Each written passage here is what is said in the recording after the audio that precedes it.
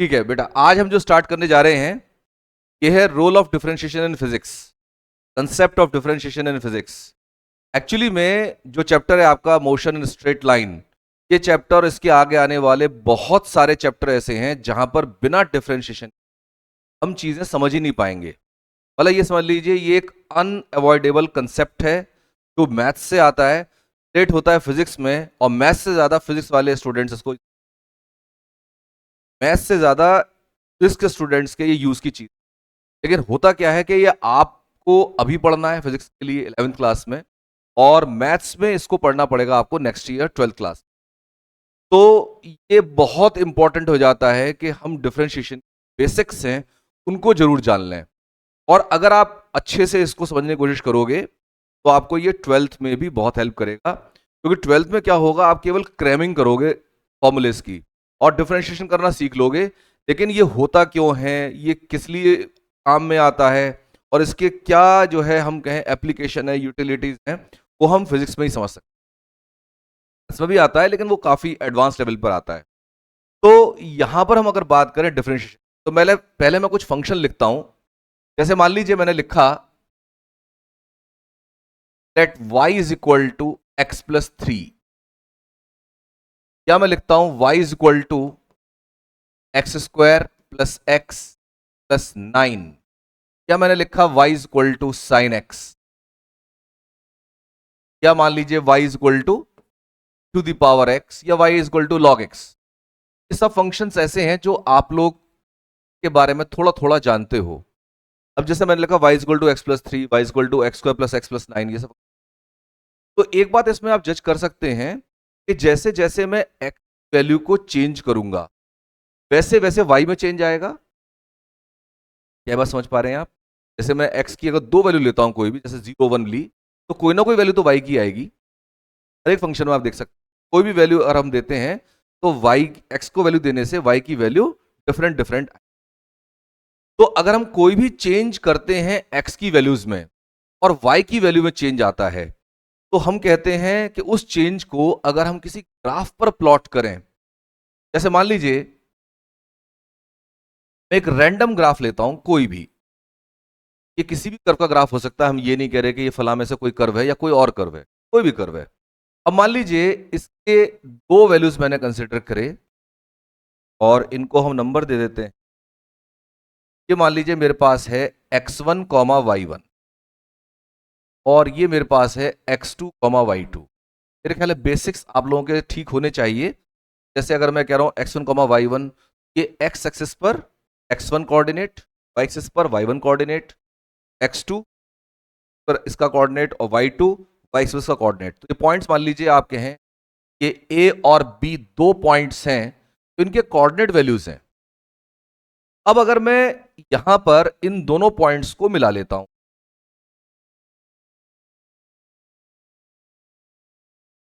इस बी को मैंने मिलाया, और अब मैं जो है इस कर्व को यहां से गायब कर दे रहा हूं, कर्व ये नहीं है, आ लेते हैं यहां पर। अब दो स्ट्रेट दो पॉइंट लेकर के और लाइन एक बना, ये मान लीजिए हमारी ये स्ट्रेट लाइन रह गई। कर्व को हमने डिमोलिश कर दिया है, कर्व को हटा दिया है। अब ये एक रिप्रेजेंटिंग लाइन है, ये कोई भी लाइन हो सकती है। और जरा यहां पर एक ट्राइंगल आप कंप्लीट, ये ए बी और सी में ले लेता हूं। तो क्या ये समझ पा रहे हैं कि मैंने राइट एंगल ट्राइंगल बनाया है, यहां पर राइट एंगल्ड है। तो अगर मैं आपसे कहूं कि ये डिस्टेंस AC कितना है, अगर मान लीजिए मैं AC की बात करूं, इसी डिस्टेंस के लिए आप देखें C का x कोऑर्डिनेट कितना होगा। अगर यहां पर मैं लेता हूं, देखिए ये x1 हो गया, इधर x2 हो गया, इधर y पे लेंगे तो ये y1 हो गया, और इधर ये y2 हो गया। मेरे ख्याल ये समझ पा रहे हैं। अगर मैंने x1 y1 x2 y2 लिखे हैं तो ये कोऑर्डिनेट की वैल्यूज हैं x एक्सिस पर और y एक्सिस पर। तो अगर मैं डिस्टेंस AC की बात करूं, क्या बता सकते हैं डिस्टेंस AC कितना होगा?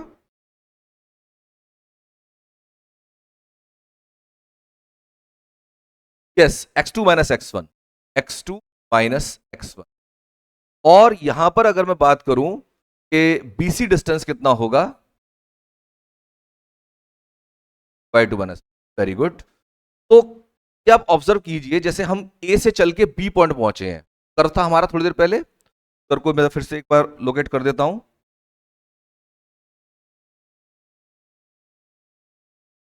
ये कर था हमारा।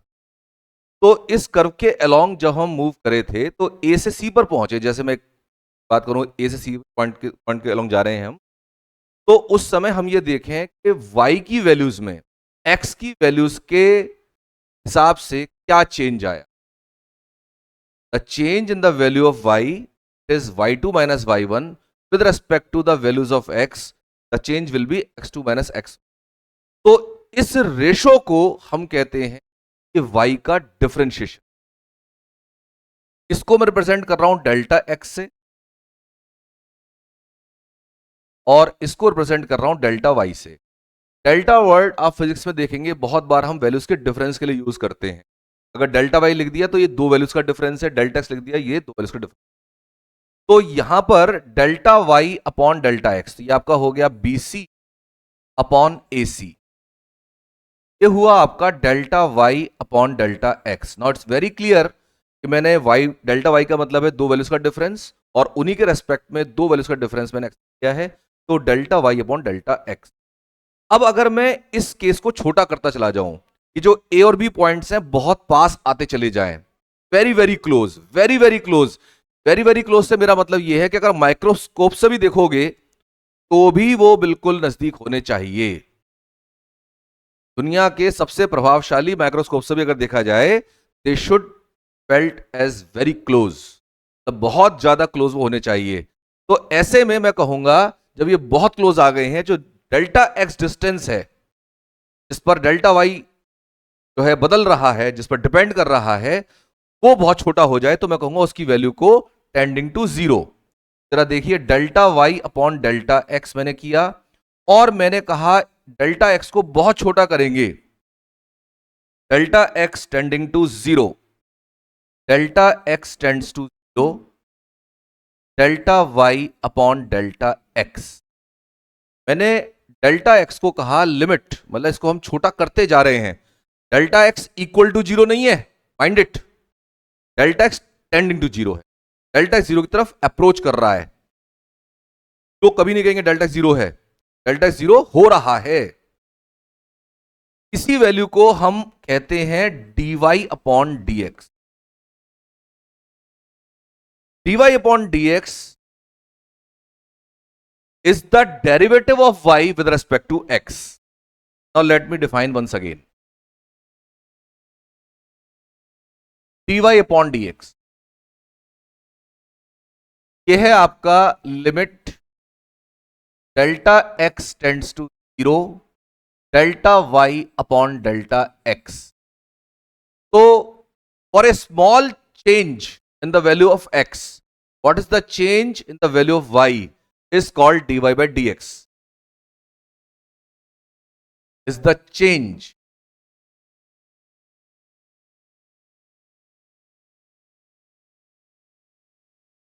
Yes, I am correcting,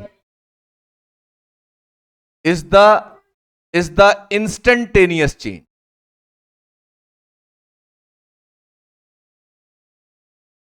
is the instantaneous change in the value of y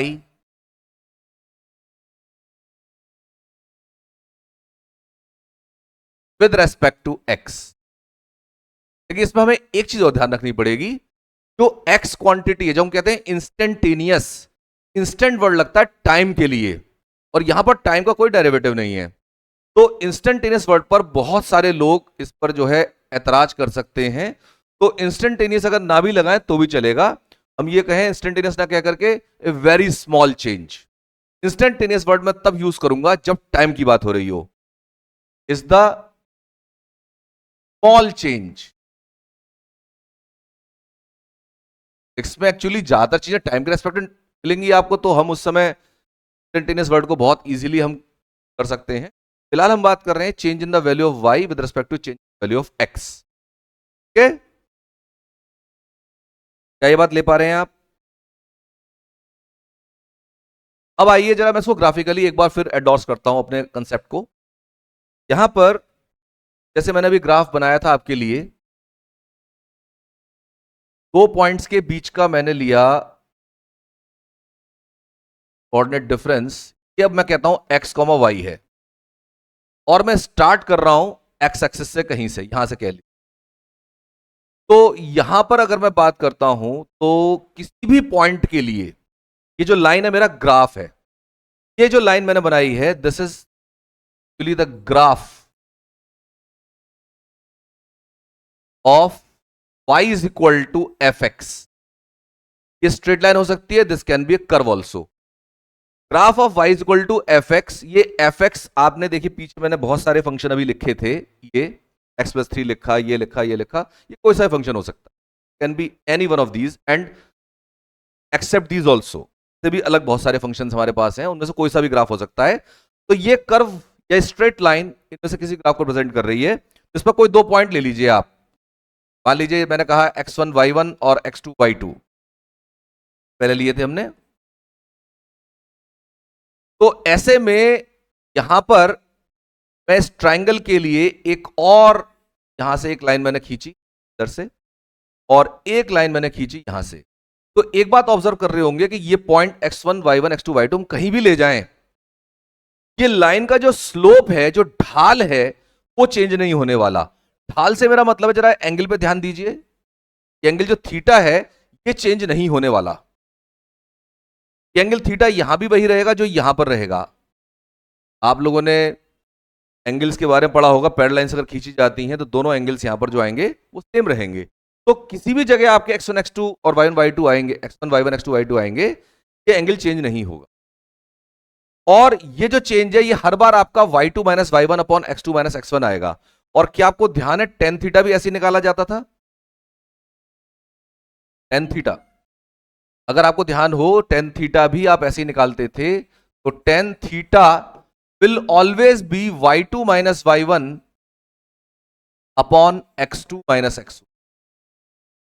और इसी चीज को जो हमने कहा था, इसको हम छोटा करते जाएं, delta y upon delta x कर रहे हैं, और फिर हमने कहा डेल्टा x टेंडिंग टू 0 कर रहे हैं, तब भी ये एंगल चेंज नहीं होने वाला। आप कितना भी पास आ जाओ, x1 y1 x2 y2 कितना भी क्लोज ले आइए आप, ये एंगल चेंज नहीं होगा।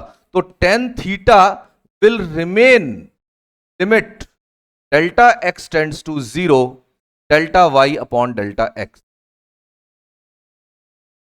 ये क्लास केवल स्टूडेंट्स के लिए नहीं, ये उन टीचर्स के लिए भी बहुत फायदेमंद हो सकती है जो लोग डिफरेंशिएशन इंटीग्रेशन को केवल रटा देते हैं। अगर आप ये कंसेप्ट समझ लो, थोड़ा टाइम जरूर लगाए इस कंसेप्ट को लेके आने में, लेकिन अगर आप ऐसे समझते हैं तो आप जिंदगी भर तो भूलोगे नहीं इसे। और भूलना नहीं है कि टेन थीटा जो मैंने बताया है, टेन थीटा कभी चेंज नहीं होता।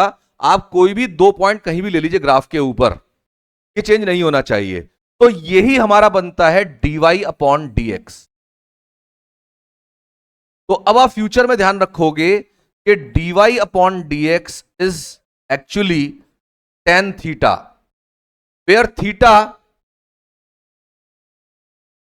theta is the angle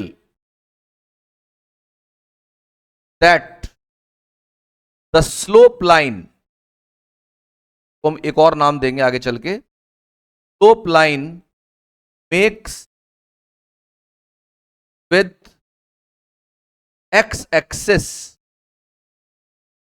in anti-clockwise direction. This is also important. Anti-clockwise direction.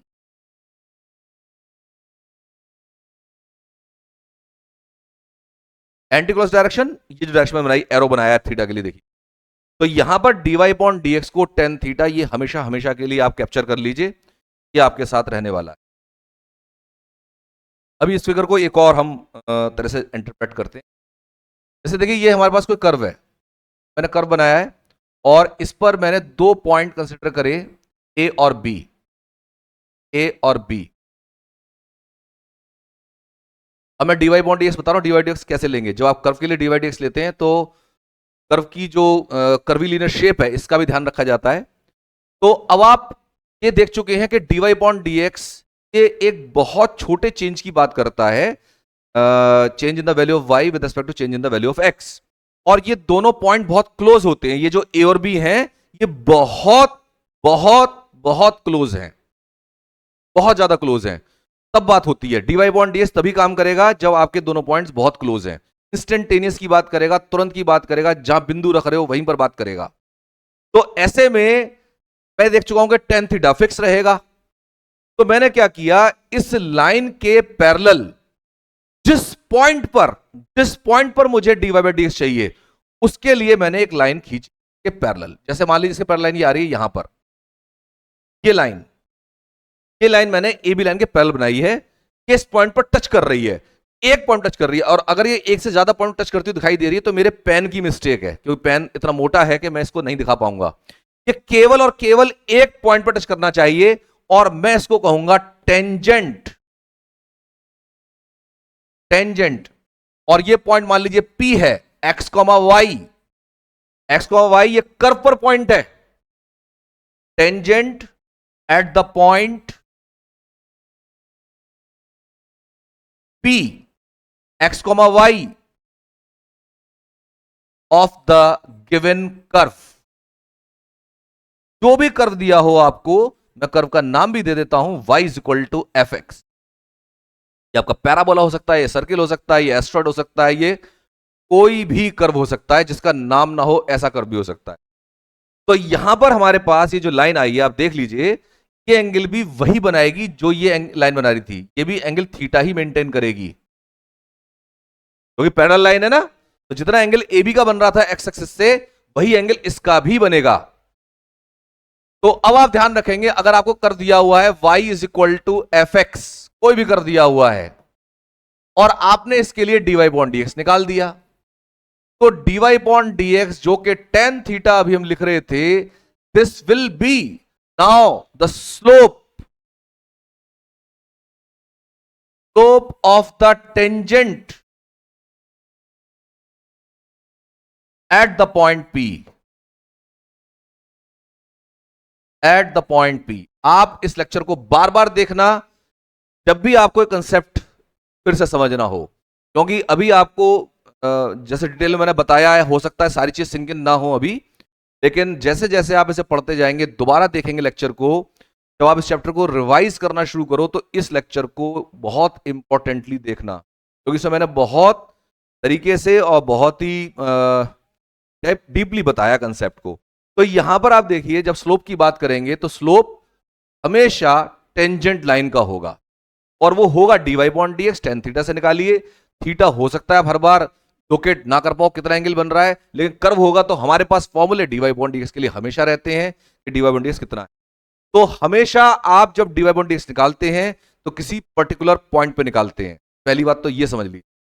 जब मैंने x को y लिखा तो मैंने जनरल में लिखा, तो जैसे ही आप पॉइंट यहां पर प्लेस करोगे तो आपको उस पॉइंट पर स्लोप मिलेगा। Needless to say, you are always extracting the slope of the tangent। जब भी आप dy बॉन्ड dx निकाल रहे हैं तो आप टेंजेंट निकाल रहे हैं, और टेंजेंट से हमें पता चलता है कि कर्व का ग्राफ कैसा जाएगा, कर्व कैसे बेंड होगा। तो ये हमारा dy bond dx tan theta. तो ये तो हो गई सारी कंसेप्ट की बात जो हम बात करते हैं फिजिक्स के अंदर, और अभी मैं आपको कुछ फॉर्मूले बता रहा हूं जिनको आप एसेंशियली याद रखेंगे, उनका यूज करेंगे। थोड़ा थोड़ा मैं इनसे कनेक्ट करके बताता रहूंगा। तो some functions with their derivatives.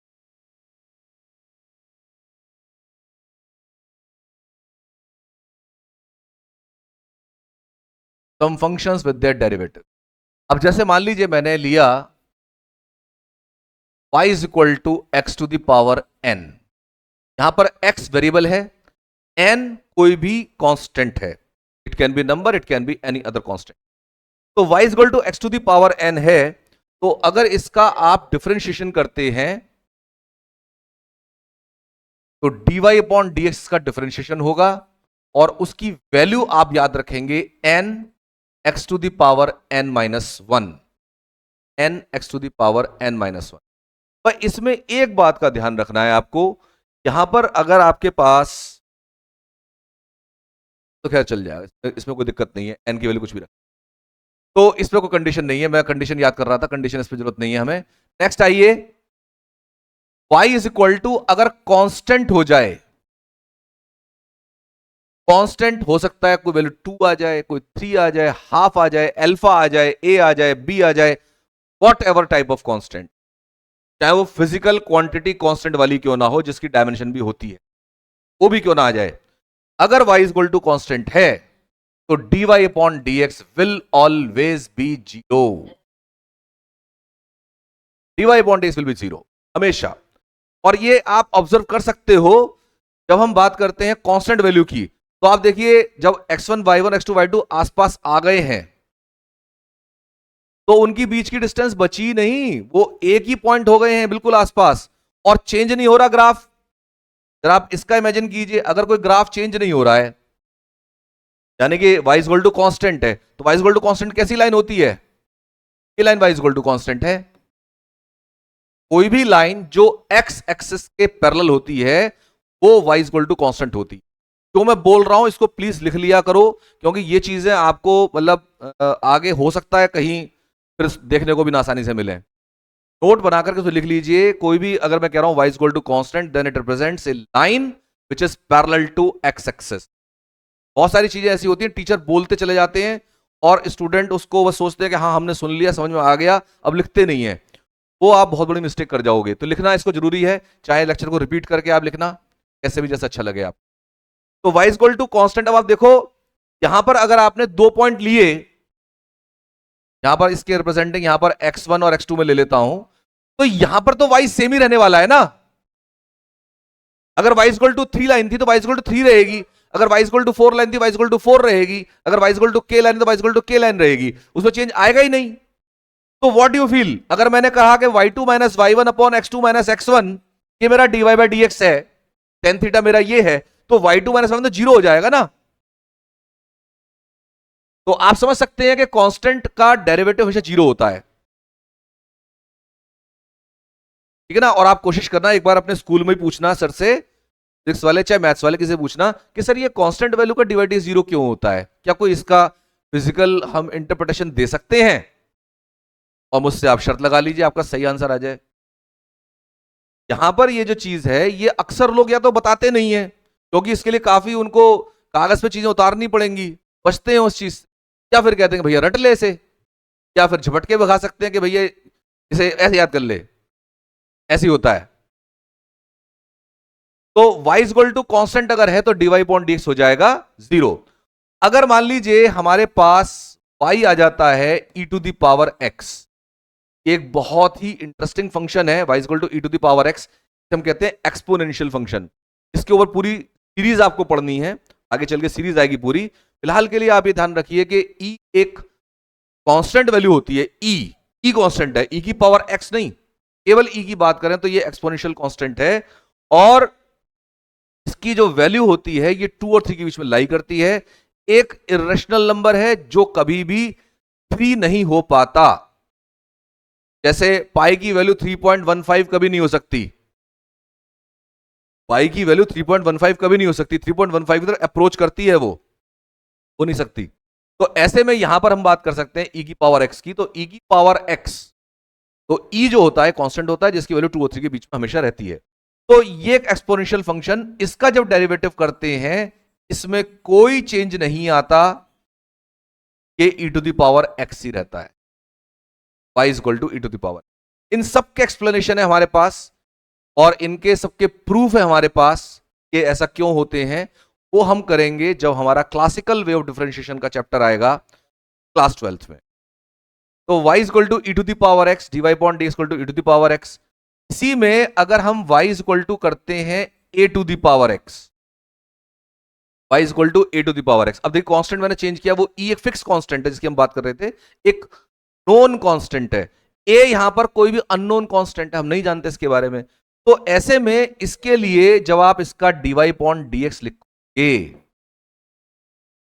तो dy अपॉन dx आएगा a to the power x log e the base a। log e to the base a, y is equal to a to the power x।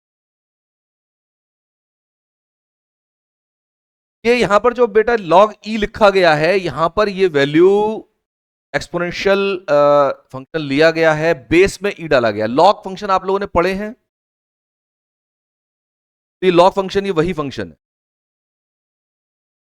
log function ये वही function है। अभी हम इसके बारे में detail में नहीं जाएंगे, जैसे जैसे हम स्टडी करेंगे। अभी क्या हम डिफरेंशिएशन पर हम काम कर रहे हैं, तो डिफरेंशिएशन पर रहें। बाकी लॉगरिथम की क्लास का स्टार्ट होगा, तो लॉगरिथम को मैं स्टार्टिंग से आपको बताऊंगा कैसे इसको करना है। तो फिलहाल हम थोड़ा सा अपने आप को रोकेंगे इस चीज से।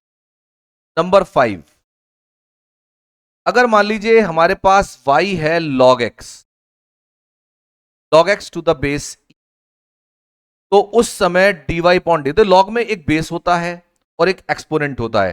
ये बेस है, ये एक्सपोनेंट, ई यहां पर बेस है और x एक्सपोनेंट। तो dy अपॉन डी एक्स होता है 1 upon x, log x to the base e। और इसी में अगर आपके पास, उतार लीजिए इसे, अगर इसी में हमारे पास आ जाए y is equal to log x the base a, तो इसका derivative dy upon d x ये होता है 1 अपॉन एक्स और 1 upon log a base e। Constant इसमें साथ में चल करके आएगा, तो यहां लिखा है। इसके अलावा अगर मान लीजिए फंक्शन आता है आपके पास y is equal to sine x, तो dy अपॉन डी एक्स आपको याद रखना है, हो जाएगा cos x। अगर y इज इक्वल टू आता है cos x, तो dy अपॉन डी एक्स हो जाएगा माइनस का साइन x। अगर y इज इक्वल टू आता है tan x, तो dy अपॉन डी एक्स हो जाएगा sec स्क्वायर x। और अगर आपके पास y आता है cosec x, तो dy अपॉन डी एक्स हो जाता है माइनस के cosec x into cot x। अगर y आता है आपके पास sec x, तो dy अपॉन डी एक्स हो जाता है sec x into ten x. Number 12,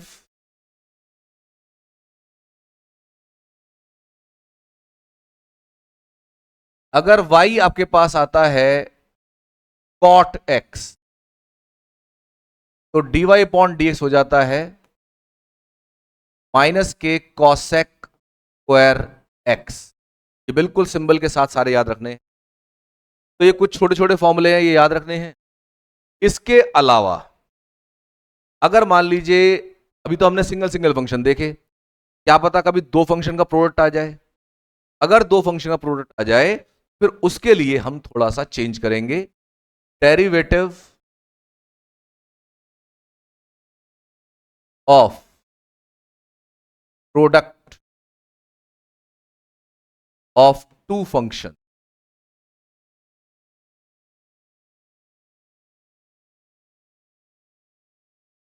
अगर दो फंक्शंस का हमें प्रोडक्ट लेना है, जैसे मान लीजिए y है मेरे पास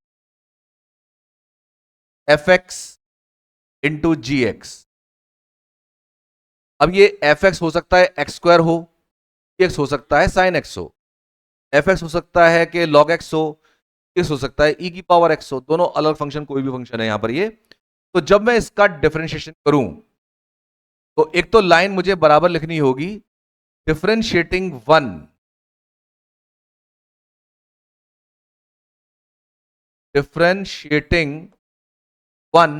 with respect to x। WRT हम शॉर्ट में लिखते हैं विद रेस्पेक्ट टू के लिए। WRT means with respect to x। और लिखेंगे हमेशा ये, क्योंकि x यहां पर इंडिपेंडेंट क्वांटिटी है, y यहां पर डिपेंडेंट क्वांटिटी है। तो जब भी आप डिफरेंशिएट करते हैं, y को x के लिए करेंगे और left hand side will written as dy upon dx, और अब देखिए fx इंटू gx के लिए, तो पहले तो आप कर दोगे fx का डिफरेंशिएशन, यानी dy by dx of fx into में gx as it is, plus दूसरी बारी में gx का डेरिवेटिव और fx as it is, dy by dx of gx और fx फिर एज इट इज रह जाएगा। मतलब एक का डेरिवेटिव करो दूसरे को ऐसे रखो, प्लस दूसरे का डेरिवेटिव करो पहले को ऐसे रखो। तो ये जो रूल है हमारा, ये है डिफरेंशिएशन का रूल, जब हम दो फंक्शंस के प्रोडक्ट को डिफरेंशिएट करते हैं। ओके, हाँ जी, अब आ जाइए डिफरेंशिएशन पर, हम जो है कुछ क्वेश्चंस कर लेते हैं। जैसे लिख देता हूं मैं एग्जाम्पल्स ऑन डिफरेंशिएशन। जैसे मान लीजिए आपको डिफरेंशिएशन करना हो, डी बाई डी एक्स में लिखूंगा एक्स कॉट एक्स। अब इसमें क्या है, x और कॉट एक्स दो फंक्शन है, आप किसी को भी पहला किसी को बाद का मान सकते हैं। बस अब इससे पहले आपको सारे वो जो मैंने लिखवाए हैं आपको सारे नियम, वो सारे याद होने चाहिए। अब जैसे x का किया डिफरेंशिएशन तो 1, पहले आपको एक फंक्शन करना है फिर दूसरे वाले करना है, पहले वाले का करा दूसरा वाला फिर एज इट इज रहेगा x इंटू कॉट एक्स, और फिर प्लस अब की बार x एज इट इज और कॉट एक्स का माइनस कॉसेक स्क्वायर एक्स।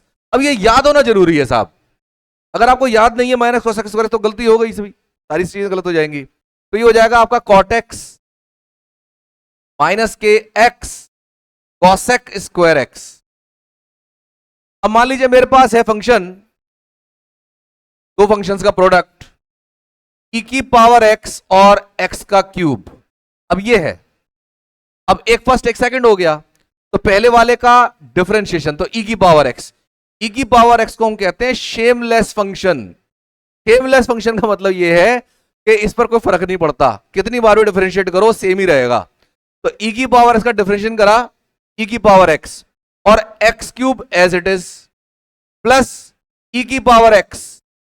अब क्या नहीं कर रहे, नहीं करो तब भी वही रहेगा, और x क्यूब का कर दोगे तो 3x स्क्वायर।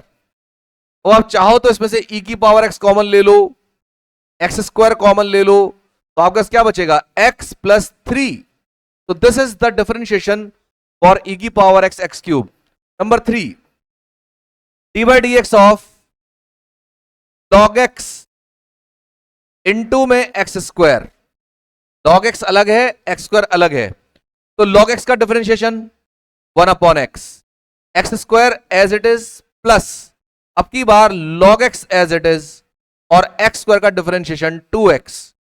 आप इसे लिख सकते हैं x plus 2x log x।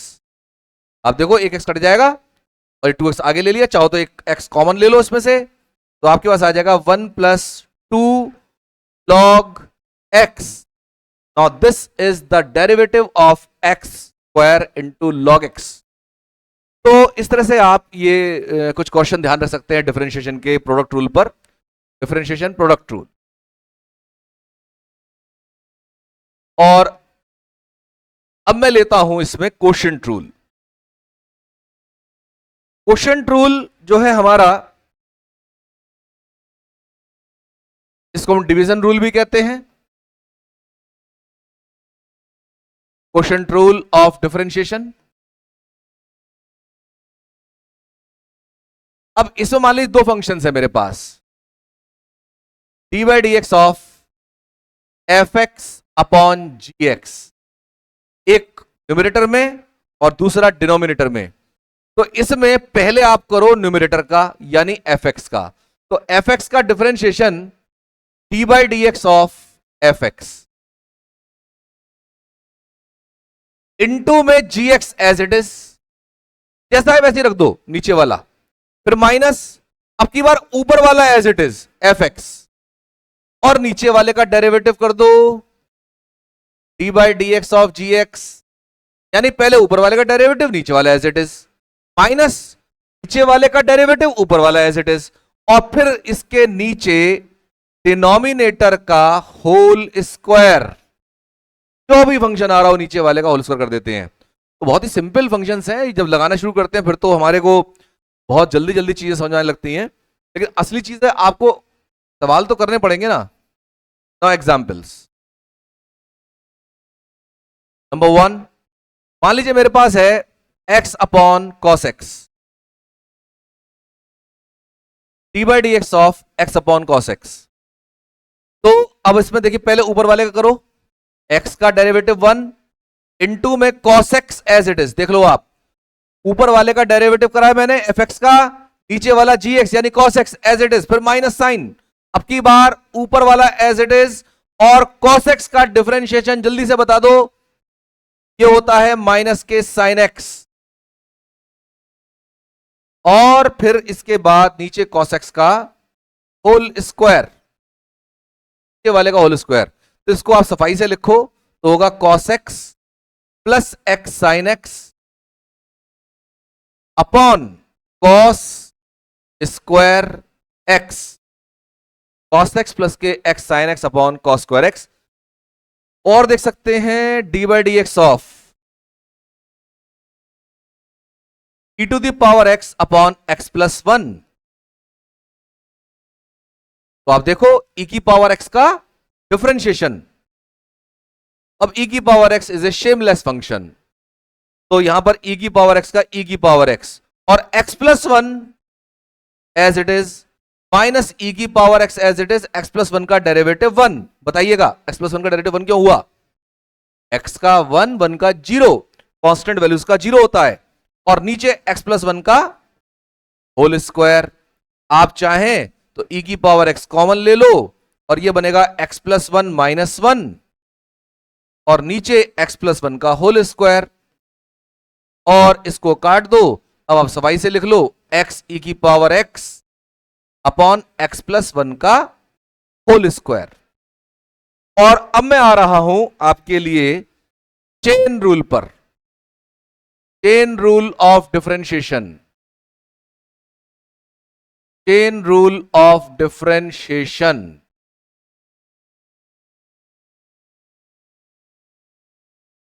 Chain rule बहुत इफेक्टिव रूल है, ये आपको एक स्टेप के अंदर लंबे से लंबे सवालों के आंसर दिया करता है।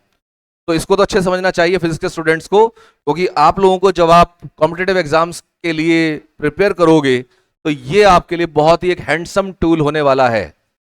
अच्छा, पहले समझे chain rule of a differentiation. Actually functions of functions पर लगता है, applied to functions of a function. किसी फंक्शन के लिए एक और फंक्शन वहां पर इंस्टॉल्ड है, उसके लिए हम बात कर रहे हैं।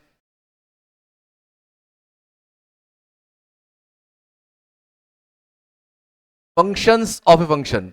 अब पहले समझे फंक्शन कैसे होते हैं। फंक्शन जैसे मैंने लिखा square, square is a function, square root, square root is a function, x की पावर हाफ भी कह सकते हैं आप इसे, ये भी फंक्शन हुआ। आपने लिखा cube, x cube is a function. आपने लिखा साइन, ट्रिग्नोमेट्री वाला, तो साइन एक्स फंक्शन हुआ। आपने लिखा इनवर्स, इनवर्स तो 1 अपॉन एक्स फंक्शन हुआ, या एक्स की पावर -1 फंक्शन हुआ। आपने लिखा लॉग, लॉग एक्स फंक्शन हुआ। आपने कहा एक्सपोनेंशियल,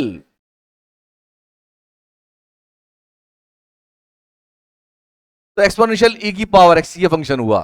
तो बात यह है कि फंक्शन जब हम लिख रहे हैं तो सिंगल फंक्शन की बात कर रहे हैं हम यहां पर। Square, square root, cube, cube root, और तमाम फंक्शन है हमारे, डिवीजन भी फंक्शन है, ऑपरेशन है। तो यहां पर हम जब बात कर रहे हैं तो ई की पावर एक्स यहां पर एक ऑपरेशन या एक फंक्शन के रूप में लिया जा सकता है, ऐसी लॉग 1 अपॉन में ले रहे हैं आप।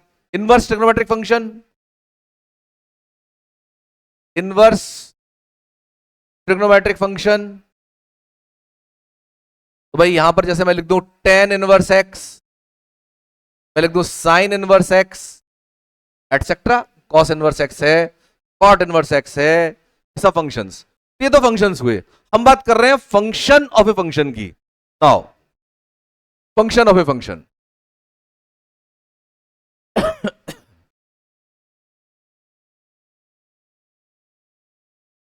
फंक्शन ऑफ ए फंक्शन के लिए हमारे पास, जब हम बात करें फंक्शन ऑफ फंक्शन की, तो जैसे मैंने लिखा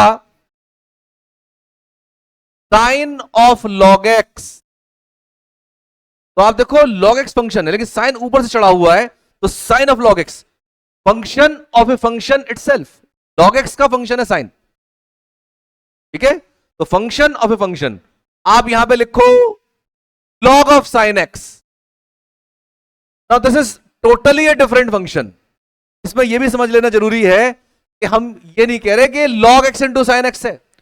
log x into sine x तो अलग ही चीज हो गई। Log x into sine x ये नहीं है लॉग ऑफ साइन एक्स, ऐसी साइन ऑफ लॉग एक्स। अगर मान लीजिए आप लिखते हैं इसमें e की पावर एक्स स्क्वायर, ये फंक्शन ऑफ ए फंक्शन है, एक्स स्क्वायर अपना फंक्शन है, आपने एक्सपोनेंशियल और लगा दिया, आपने लिख दिया log x square plus one. This is also function of a function. अब फंक्शन ऑफ ए फंक्शन आ जाए, बहुत तरह से आ सकते हैं। अगर आप मान लीजिए लिख देते हैं 1 x square plus two, this is again an example of function of a function, क्योंकि 1 करते एक फंक्शन हो गया इनवर्स, और x का प्लस टू दूसरा फंक्शन हो गया साहब। x थोड़ा है, ये x का प्लस टू है। तो अगर इनके डेरिवेटिव करना चाह रहे हैं, इन्हीं के ले लेता हूं मैं। मान लीजिए मुझे डेरिवेटिव करना है d by d x of sine log x का, तो पहले मैं साइन का करूंगा, साइन का, और साइन का करने पर ये एज इट इज रह जाएगा। तो साइन ऑफ लॉग एक्स, पहले साइन का कर रहे हैं तो जो भी कुछ उसके अंदर है वो ऐसे ही छाप दो, और उसके बाद में करो इनटू। इनटू करने में आपको डिफरेंशिएशन करना है अंदर जो बचा हुआ है ना उसका, D by d x of log x. पहले साइन का करा, फिर जो अंदर ब्रैकेट में जितना भी कुछ रह गया था उसका फिर लिख दिया डिफरेंशिएशन। अब लॉग एक्स का डिफरेंशिएशन यहां पर हम छाप देंगे, तो sine of log x into में 1/x, लॉग एक्स का डेरिवेटिव, तो ये हो गया आपका sign log x upon x. ये एक्स अलग से लिखना मैं जरूरी समझता हूं, पता चला कल को आपने इस एक्स को काट ही दिया, सब कुछ सत्यानाश कर दिया। तो ये ध्यान रखना, ये लॉग एक्स भैया साइन के अंदर है, और लॉग एक्स से इस एक्स को काटने की कोई प्रथा, कोई नियम, कोई रूल आज तक गणित में नहीं बना। तो आप लोग भी कोई नए नियम को जन्म ना दें।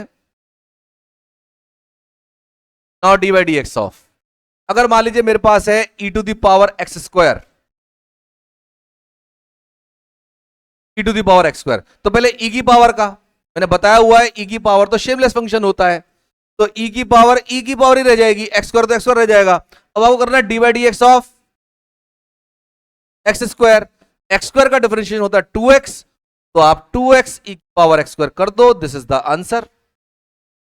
अब मान लीजिए जैसे आपके पास है लॉग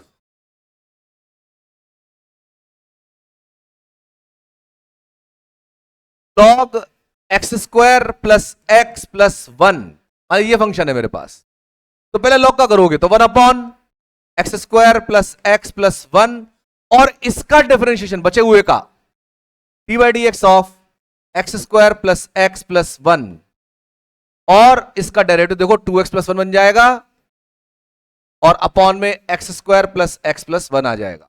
इस तरह से आप तमाम फंक्शन और फंक्शन के डेरिवेटिव कर सकते हैं। तो यहां तक अगर आप इसको कर लेते हैं तो you have done a good amount of differentiation, क्योंकि हमें फिजिक्स के अंदर जगह जगह इस्तेमाल करना है। कोई भी और फंक्शन आएंगे उनके बारे में इस तरह से डिफरेंशिएशन आपको मैं दिखा दूंगा। अब तो ये प्रैक्टिस की बात है, अगर आप लोग चाहें तो कुछ क्वेश्चन आप लोगों को प्रैक्टिस के लिए दे सकता हूं। Practice exercise,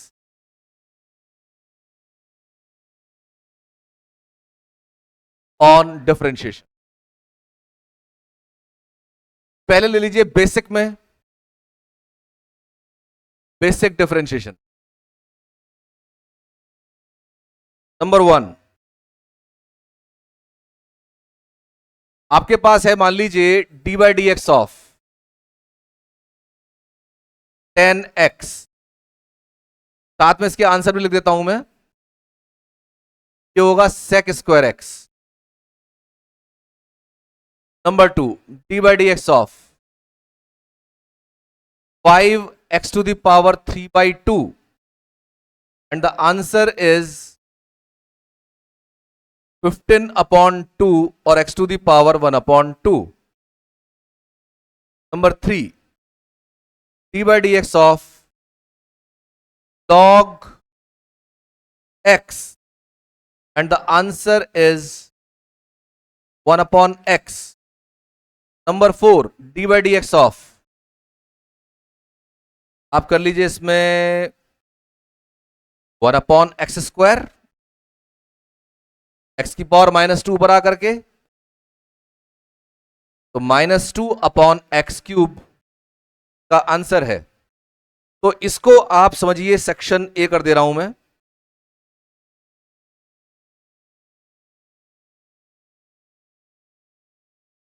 section A. अब लीजिए सेक्शन बी।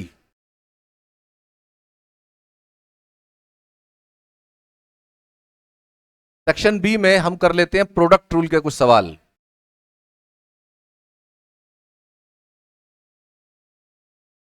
तो अगर मान लीजिए आपके पास है d by d x of x 10x,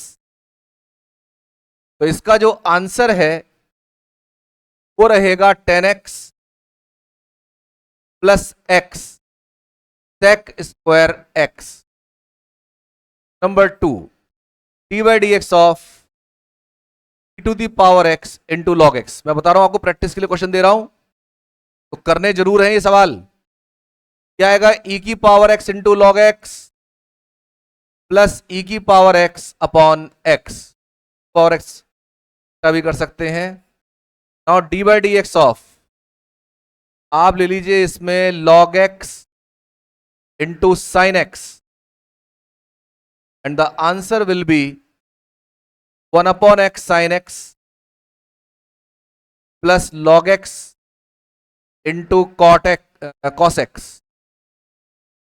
Number 4, d by dx of 1 upon x into cot x.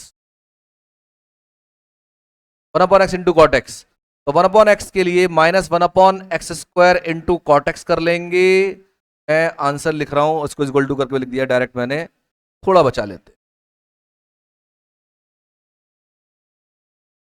का आंसर रहेगा -1 upon x square into cot x plus 1 upon x into minus के कॉसेक स्क्वायर एक्स। किसी भी चीज का answer अगर आपको ना मिले तो व्हाट्सएप करिए, मैं उसका आंसर आपको जब भी सेंड करूंगा।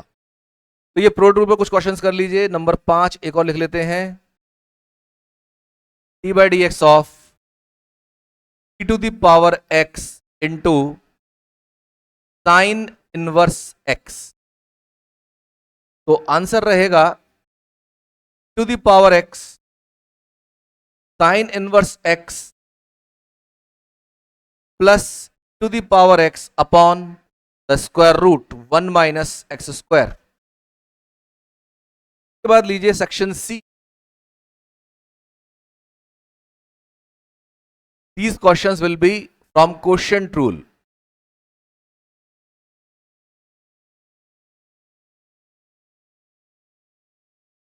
Number 1, d by dx of x upon sin x. तो ये बनेगा आपका sin x minus x cos x upon sine square x. तो ये आंसर है, मैंने इक्वल टू करके लिख दिया है, तो आप इसको अलग ही समझिए। This is the answer actually.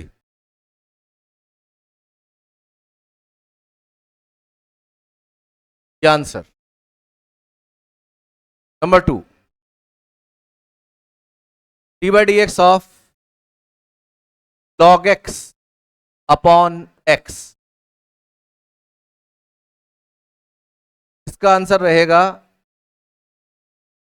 1 minus log x upon x square. log x का 1 upon x, x as it आएगा तो कट जाएगा, 1 आएगा, फिर log x as it is, x का derivative 1 upon x square. Number third, d by d x of x square upon x plus 1 का whole square. इसका answer आपका रहेगा 2x इंटू एक्स प्लस 1 का whole square minus x square into 2 times of x plus 1 upon x plus 1 का whole 4। आप चाहें थोड़ा simplify हो सकता है, ये एक्स प्लस 1 कट जाएगा और एक्स भी ये कॉमन लेके निकाल सकते हैं बाहर, मतलब सिंप्लीफाई कर सकते हैं। आपको आंसर अगर मैच कराना तो इस तरीके से आइएगा। तो ये 3 क्वेश्चन मैंने आपको दिए क्वेश्चन रूल के लिए। सेक्शन 4 BC, तो it will be D, chain rule.